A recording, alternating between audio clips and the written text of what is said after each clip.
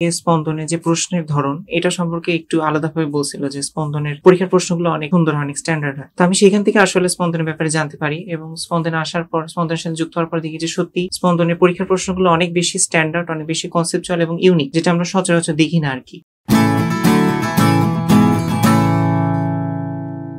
আসসালামু আলাইকুম সবাইকে। আজকের ভিডিওতে আমরা সাক্ষাৎকার নেব বুয়েট ভর্তি পরীক্ষায় এবছর তৃতীয় স্থান অর্জনকারী সুদীপ্ত পোদ্দারের সাথে। তো প্রথমে আমরা সুদীপ্তর কাছ থেকে তার অনুভূতিটা জানতে চাবো যে এই মুহূর্তে বা বুয়েটের রেজাল্ট পরবর্তী সময় ওর আসলে কেমন লাগতেছে। আমি সুদীপ্ত পোদ্দার, সরকারি এডওয়ার্ড কলেজ পাবনার প্রাক্তন শিক্ষার্থী। আমি এবছর বুয়েট ভর্তি পরীক্ষায় মেধা তালিকায় তৃতীয় স্থান অধিকার করেছি। আমার এই সাফল্যে প্রথমে আমি কৃতজ্ঞতা জ্ঞাপন করবো আমার স্রষ্টার প্রতি। এরপরে আমার পরিবারের সকল সদস্যকে আমি ধন্যবাদ জানাতে চাই সবসময় আমার পাশে থাকার জন্য। আমার যত শিক্ষক শিক্ষিকা আছেন তাদের প্রতি আমার অনেক বেশি কৃতজ্ঞতা।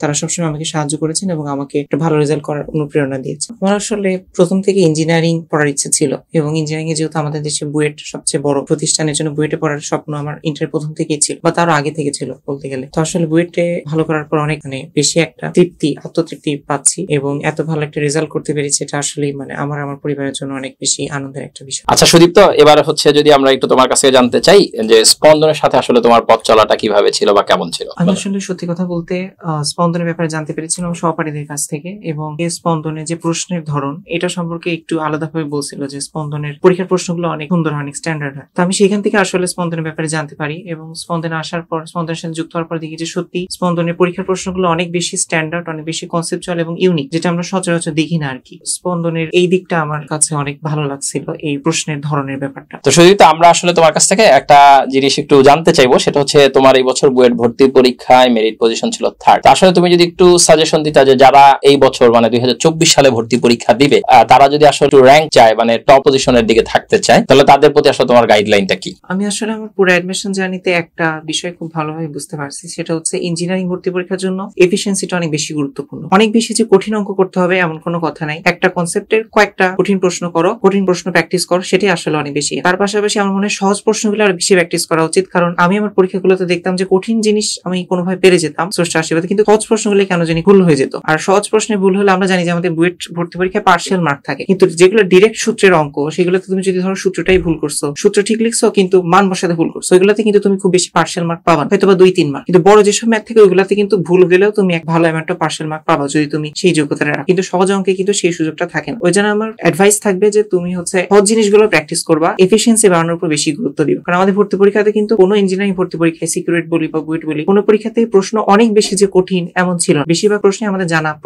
জানা যেসব আমরা করে আসি, আমাদের বইগুলা, আমাদের যে মূল বইগুলা, দেশীয় বইগুলাতে যেসব টাইপের অঙ্ক থাকে ওইগুলাই মোটামুটি ছিল। আমার মনে হয় ওই জিনিসগুলো বারবার প্র্যাকটিস করা, এফিসিয়েন্সির উপর বেশি গুরুত্ব দেওয়া, এটাই আর কি। আচ্ছা, এই মুহূর্তের একটা আসলে হট টপিক নিয়ে তোমাকে একটা প্রশ্ন করব, সেটা হচ্ছে যে প্রিপারেশন নেওয়ার ক্ষেত্রে কোশ্চেন ব্যাংক সলভ করা বা কোশ্চেন ব্যাংক থেকে প্র্যাকটিস করার আসলে প্রয়োজনীয়তাটা কতটুকু তোমার কাছে মনে হয়, বা তোমার প্রিপারেশনে তুমি আসলে কোশ্চেন ব্যাংককে আসলে কতটুকু প্রায়োরিটি দিছিলা বা সলভ করছিলা? প্রশ্ন ব্যাংক সম্পর্কে আমাদের মধ্যে অনেকটা ভুল ধারণা আছে যে প্রশ্ন ব্যাংক শুধু করতে হবে এই কারণে যে প্রশ্ন ব্যাংক থেকে সরাসরি প্রশ্ন আসে। আসলে এটা সত্য যে প্রশ্ন ব্যাংক থেকে সরাসরি প্রশ্ন আসে, কিন্তু শুধু সেই কারণেই তোমাকে প্রশ্ন ব্যাংক সলভ করতে হবে এটা আসলে ঠিক না। একটা প্রশ্ন ব্যাংক তুমি যখন সলভ করবা তখন বিগত বছরগুলোতে কি ধরনের প্রশ্ন আসে বা বিভিন্ন প্রতিষ্ঠানের কিন্তু স্পেসিফিক জায়গা থাকে যে এই জিনিসগুলো থেকে বারবার প্রশ্ন আসে। তো তুমি যখন একটা প্রশ্ন ব্যাংক সলভ করবা তুমি বুঝতে পারবে যে আসলে এই প্রতিষ্ঠানের শিক্ষকদের কোন টপিক গুলো বেশি পছন্দ। ওই জিনিসগুলোর উপর তুমি যখন বেশি গুরুত্ব দিবা দেখবে যে তোমার অ্যাডমিশন পরীক্ষাগুলো সত্যি ভালো হবে। আচ্ছা সুদীপ্ত, আমি যদি একটা কোশ্চেন করি, যেমন ধরো প্রশ্ন ব্যাংক যখন আমরা নিই তখন দেখা যায় যে একটা চ্যাপ্টারে হয়তো বা প্রশ্ন ব্যাংক অ্যানালাইসিস করলে দেখা যাচ্ছে যে এখন পর্যন্ত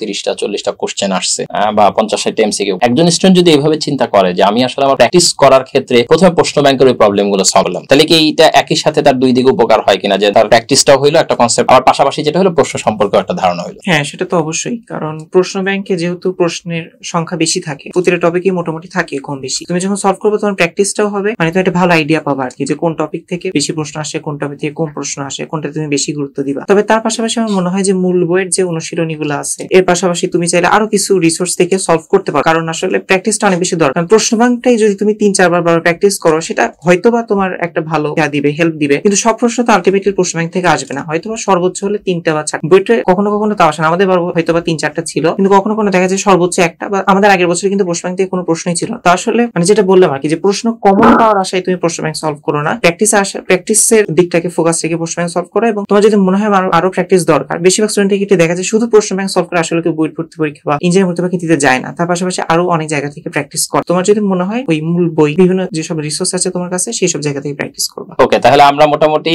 এইটা বুঝতে পারলাম, বা আসলে তোমাদের আমি মোটামুটি যতজন সাক্ষাৎকার নিয়েছি সবার কাছ থেকে মোটামুটি এরকম একটা আইডিয়া আসছে যে প্রশ্ন ব্যাংকটা আসলে এই কারণে সলভ করা উচিত, প্র্যাকটিস করার উদ্দেশ্যে, নট এরকম যেখান থেকে প্রশ্ন কমন পড়বে বা এই আইডিয়াটা থেকে যদি বের হয়ে আসতে পারো যারা 24 ব্যাচে আছে, তাহলে দেখবে যে প্রশ্ন ব্যাংক সলভ করাটা তোমার জন্য একটা ইফেক্টিভ ওয়ে হইতে পারে। দেন তোমার পরবর্তী স্টেপেও যাওয়া উচিত। আদার্স যে ধরনের রিসোর্স গুলো আছে, বিভিন্ন ধরনের বই আছে, বিভিন্ন পাবলিকেশনস এর বই আছে, অনেক ধরনের বই আছে যেগুলো রাইটারদের বই আছে, এগুলো তোমরা প্র্যাকটিস করতে পারো। ওকে সুদীপ্ত, তাহলে তোমার জন্য অনেক অনেক শুভকামনা। ঠিক আছে, ভালো থাকবা, সুস্থ থাকবা এবং আমাদের জন্য দোয়া করবা। ধন্যবাদ।